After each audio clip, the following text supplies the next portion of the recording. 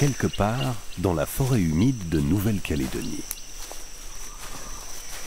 C'est ici, au petit matin, que l'on peut entendre résonner les cris d'un animal bien étrange, le cagou.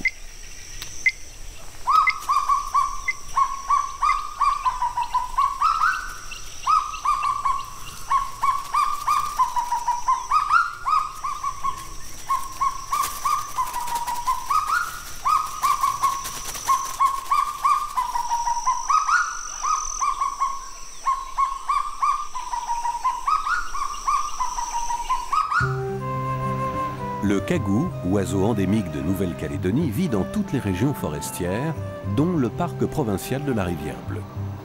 Cette réserve de 9000 hectares, située à 60 km de Nouméa, a été créée en 1980. Les spécialistes du cagou sont rares, sans doute à la mesure de cette espèce peu courante. Yves Létocard est le seul à observer jour après jour leur vie quotidienne.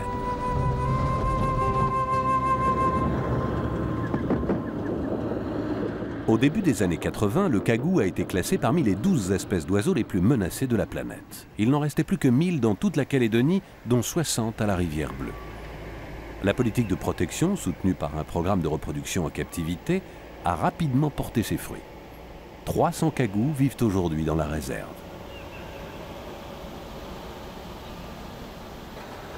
Yves Létocard, grâce à ses connaissances de l'espèce, est un acteur important du programme de sauvegarde mené par la province sud de Nouvelle-Calédonie. Tous les lundis matins, depuis 10 ans, c'est le même rituel. Il vient s'installer sur le territoire des cagous jusqu'au vendredi soir.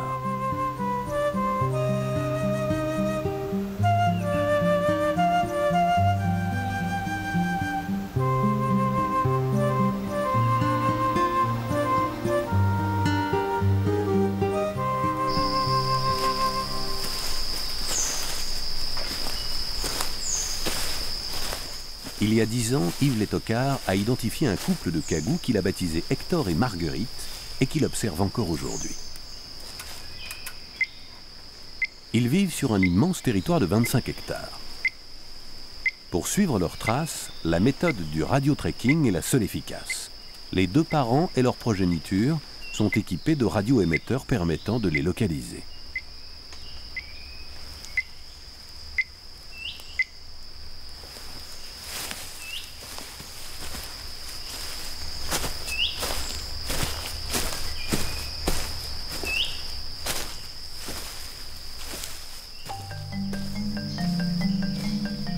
Voici enfin notre héros, Hector, accompagné de sa fille, Émilie, âgée de 3 ans.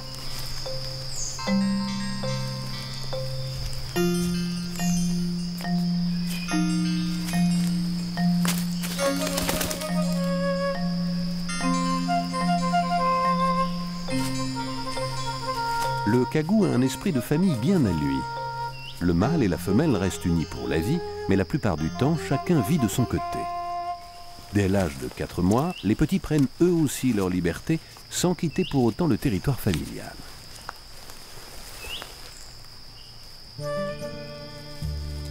Haut sur pattes, de la taille d'un petit héron, le cagou fait partie du clan très fermé des oiseaux qui ne volent pas. Bizarrement, cela ne le rend pas craintif, mais plutôt agressif à l'égard des intrus et même envers ceux qu'il a l'habitude de fréquenter. Quand on est dépourvu de moyens de défense efficaces, il faut savoir intimider. Le cagou a l'habitude de jouer de la plume. Face à un intrus inoffensif, la méthode a du bon, mais si le prédateur est déterminé et surtout affamé, c'est une autre affaire.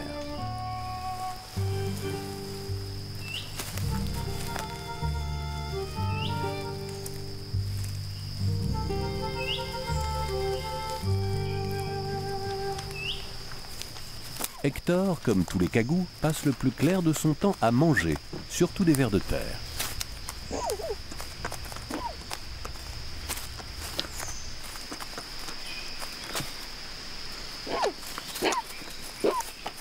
À l'égard de la nourriture, le cagou manifeste un grand instinct de propriété. Personne n'a le droit d'y toucher, pas même sa progéniture. Dès qu'il est sevré, vers 4 mois, le petit apprend à chasser pour manger, mais parfois, il est encore tenté de se faire servir. Peine perdue. Il est rare d'observer une fille en compagnie de son père. Elle se trouve plus souvent avec sa mère. En relevant la huppe qui coiffe le haut de sa tête, Hector signifie à Émilie de ne plus jamais recommencer.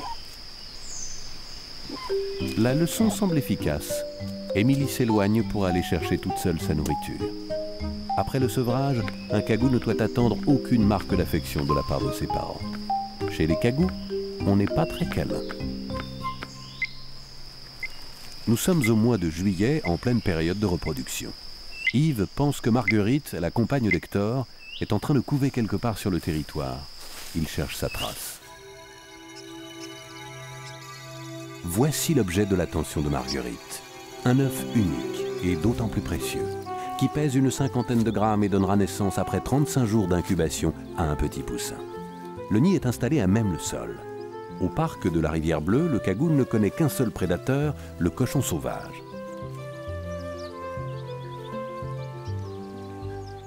Yves filme les différentes étapes de la nidification. Le cagou ne pond qu'un seul œuf par an. Ce taux de reproduction extrêmement bas a longtemps constitué un handicap quand l'espèce était en voie de disparition. Actuellement, la reproduction en captivité permet d'augmenter artificiellement la population. À la mi-journée, Hector fait son apparition. Chez les cagous, la couvaison est l'affaire du couple. Hector vient prendre son tour pour 12 heures d'affilée. Au moment de partir, Marguerite, selon un rituel immuable, change les feuilles du nid. Hector fera de même quand elle reviendra couver. Yves ne sait pas expliquer ce comportement, mais pense à un rituel de bienvenue.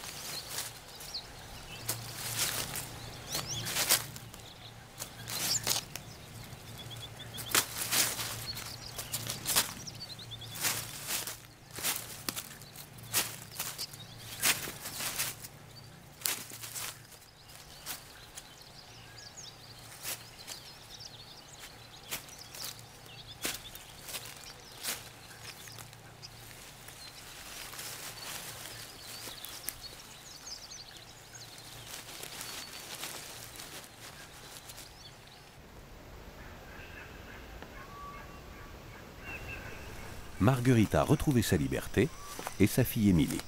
À 3 ans, Émilie a la taille d'un adulte, environ 40 cm de haut. Il semble qu'elle s'amuse à effaroucher sa mère.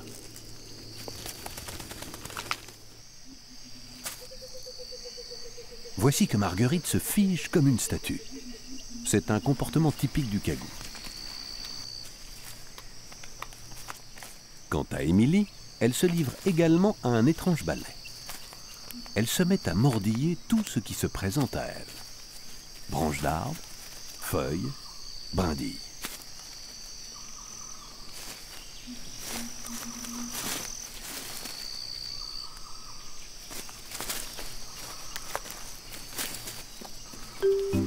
Puis elle entame une sorte de danse de soumission avec Marguerite.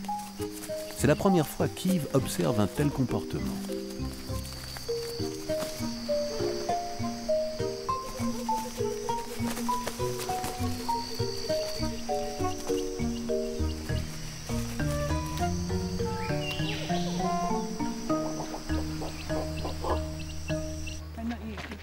Aujourd'hui, des jeunes ornithologues anglais sont arrivés sur l'île.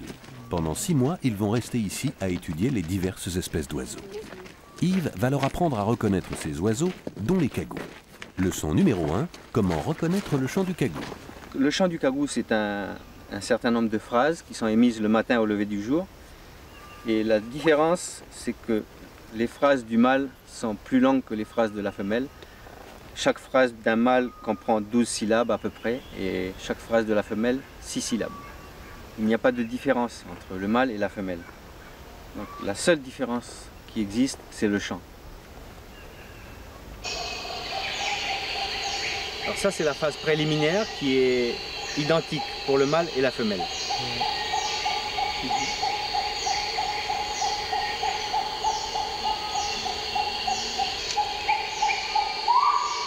Voilà le chant proprement dit. Donc,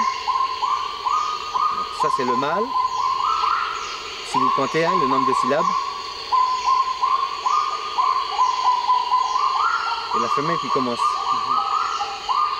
Le mâle, 12 syllabes. La femelle, 6 syllabes, un peu plus court. Pour les travaux pratiques, il faut attendre le lendemain matin les premières lueurs de l'aube.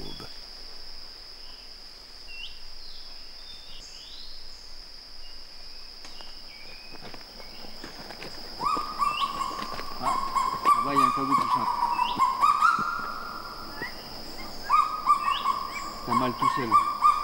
Vous avez entendu, il y a les 12 syllabes de chaque phrase.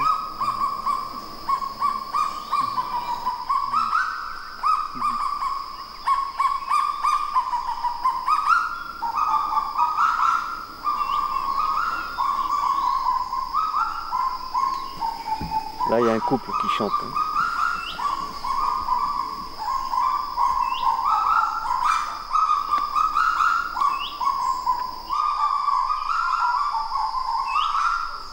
Maintenant, on ira voir d'autres cagous.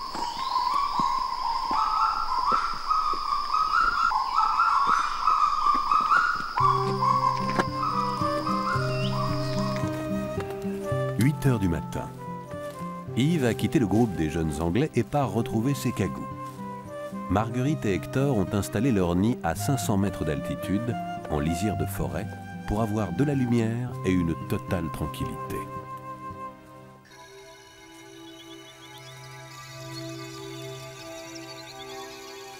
Il était temps. Marguerite semble avoir doublé de volume. Au-dessous d'elle, le petit poussin se fait entendre et commence à briser sa coquille. Toute la journée, la mère va rester immobile, à attendre. Le lendemain, vers 6 heures du matin, Arthur est né. Aussitôt, Hector, en bon père de famille, lui apporte un verre. Le petit a encore bien du mal à ingurgiter de la nourriture. C'est le 14e petit d'Hector et Marguerite qu'Yves Létocard a vu naître. Le moment est toujours très émouvant.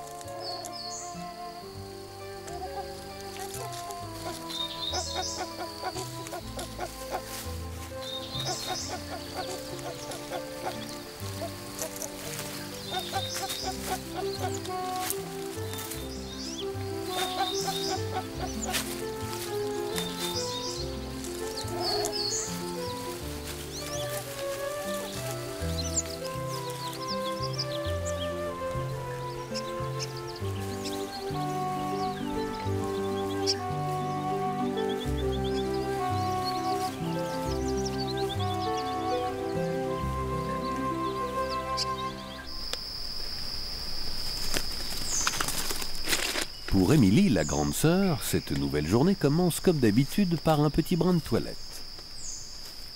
C'est elle que son petit frère vient de naître.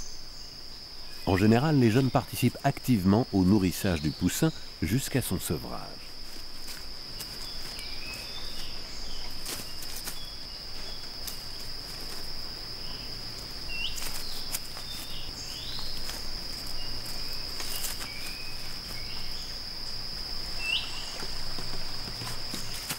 Aujourd'hui, Émilie va aussi prendre un bain.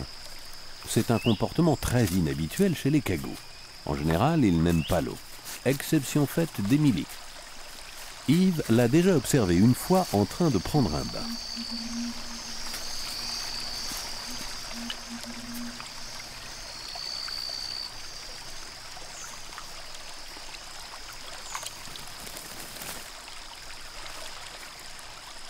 À 3 ans, Émilie est prête pour l'émancipation. Yves a observé que c'est à cette période que les jeunes cagous quittent le territoire familial pour aller fonder une famille avec un autre cagou. En général, les jeunes femelles sont les premières à partir. Les mâles, eux, peuvent rester jusqu'à l'âge de 7 ans avec leurs parents.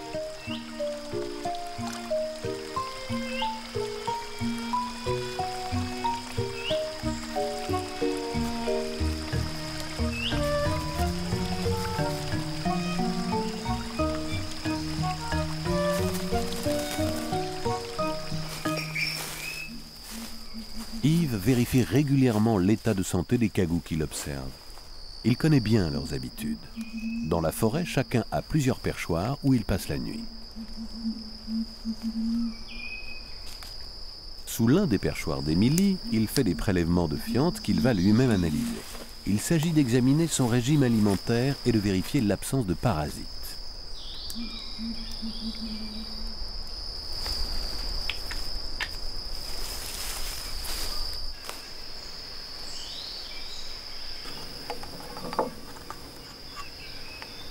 Yves procède au nettoyage et au conditionnement de ces prélèvements dans des conditions tout à fait artisanales qui n'en sont pas moins efficaces.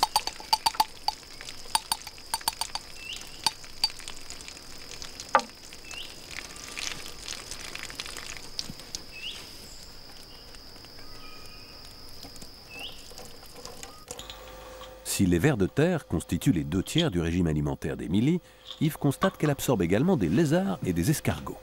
Un menu tout à fait ordinaire. Rien d'anormal non plus sur le plan médical. Yves rentre toutes ces données sur son ordinateur, chaque cagou y est répertorié et les données sont régulièrement mises à jour. La nature a doté le cagou de grands yeux et d'une vue perçante qui lui permet de repérer facilement le plus petit des vers de terre.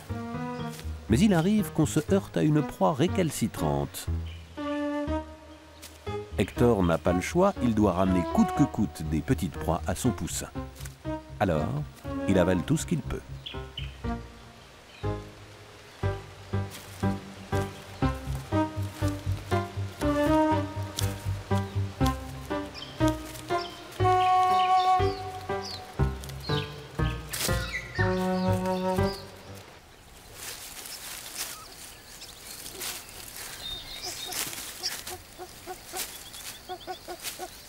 Hector vient prendre son tour de garde auprès d'Arthur.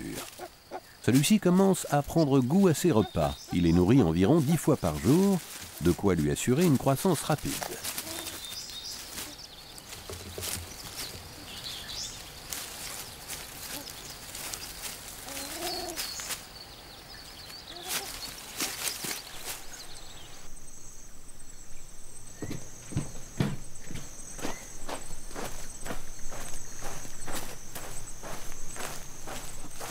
Plus tard, dans la nuit. Yves sait qu'Émilie va bientôt quitter le territoire de ses parents. Son émetteur faiblit. Pour ne pas risquer de perdre sa trace si elle s'éloigne, il doit le changer. Il est nécessaire de le faire tous les ans. Cette manipulation ne peut être effectuée que la nuit, quand l'oiseau est calmement installé sur son perchoir. Yves doit l'approcher avec précaution pour ne pas l'affoler.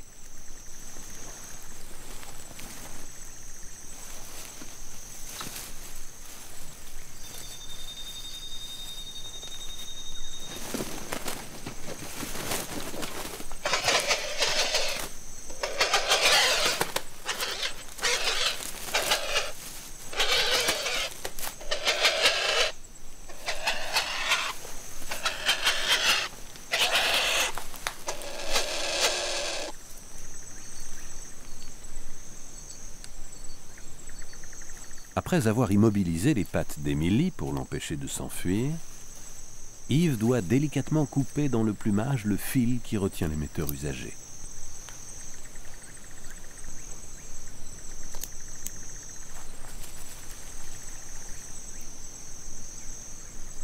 Terrorisée, la femelle ne bouge pas. Mais elle pousse des cris de défense et de colère.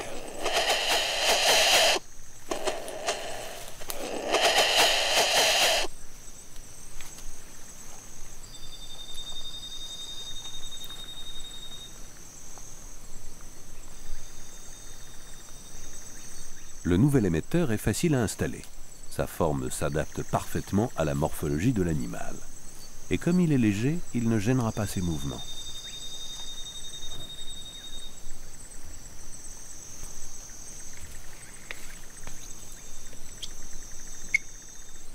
Yves vérifie qu'il fonctionne bien. Et sans demander son reste, Émilie retrouve la liberté.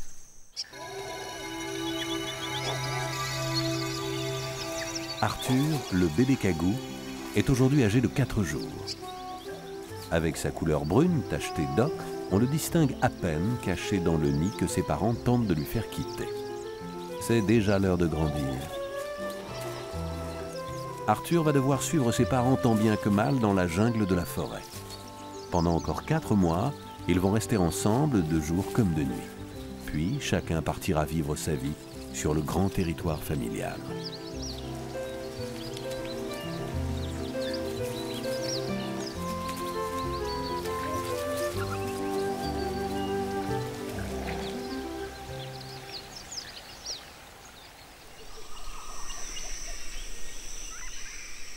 L'émetteur d'Émilie ne répond pas. Yves a marché dans la forêt pendant des heures, aucun signal ne lui parvient. Alors il essaie de l'attirer en lui faisant entendre le chant d'un cagou mâle, sans résultat. Autre tentative pour essayer de l'avoir par les sentiments, il l'appelle. Aucune réponse.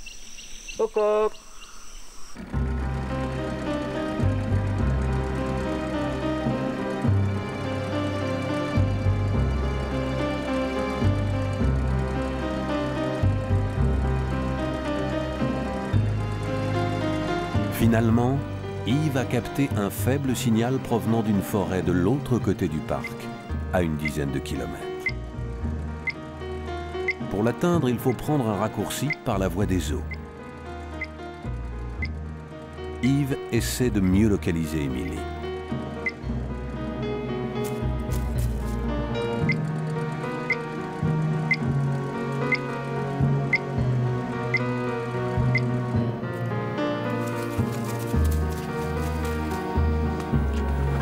Il débarque accompagné de Gustave, un collègue.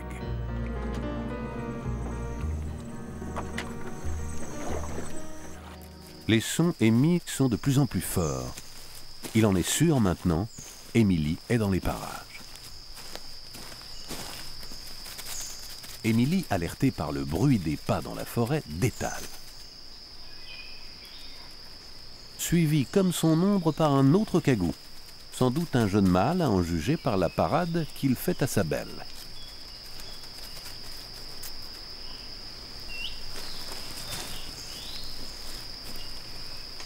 Au bout de quelques minutes, Yves parvient à s'approcher du couple. Il est rassuré.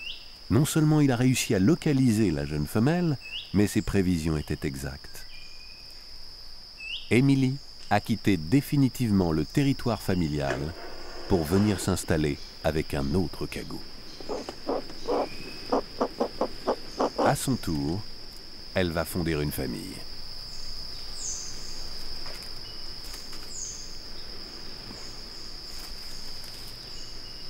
Quant au mâle, il n'apprécie guère l'arrivée des importuns et va le faire comprendre de la plus radicale des façons.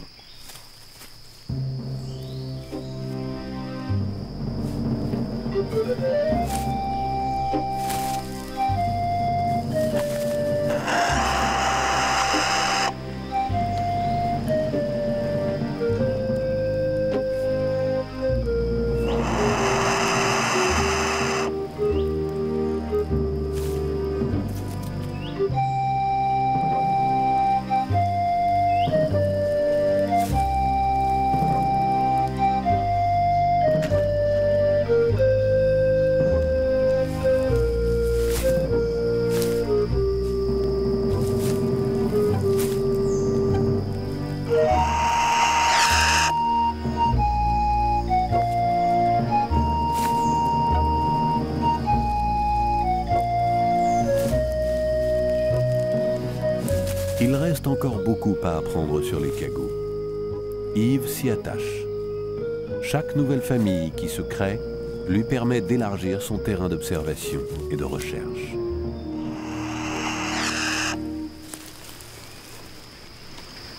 Ouais, tu vois, maintenant, elle est avec un mâle.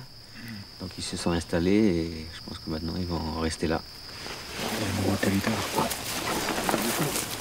Pour l'instant, Yves peut être satisfait.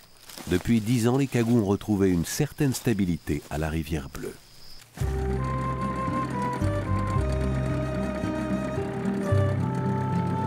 Même s'ils ne sont guère que 2000 dans les forêts de Nouvelle-Calédonie, l'espèce est sauvée. Et un peu partout, dans les coins les plus reculés, la vie continue.